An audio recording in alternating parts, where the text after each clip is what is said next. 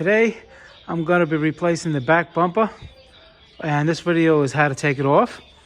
If you want to install an aftermarket bumper, which I'm going to be doing, I'm going to make another video on how to install an aftermarket bumper. But this video is how to take off the original bumper on a 2007 to 2011 Jeep Wrangler. It's kind of simple. There's going to be 2 bolts here.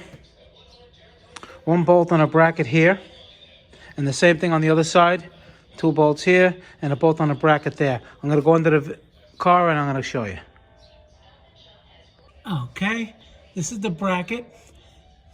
You got to take out those 2 bolts here, and you're going to probably, just to remove the bumper, you're going to have to take out these 2 bolts right here.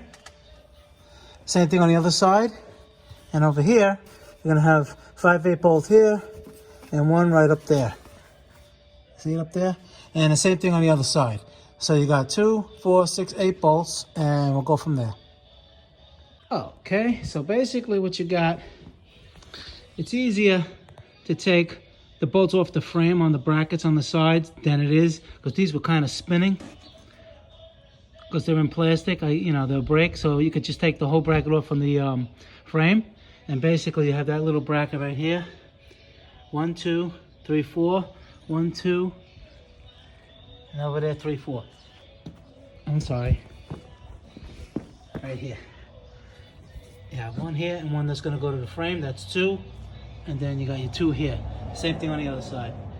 You see the bolts right there in the bracket, and that's it. So, like I said, 8 bolts and it comes right out.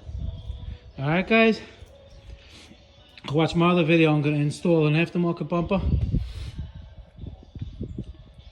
And we'll see you in the next video. Please subscribe.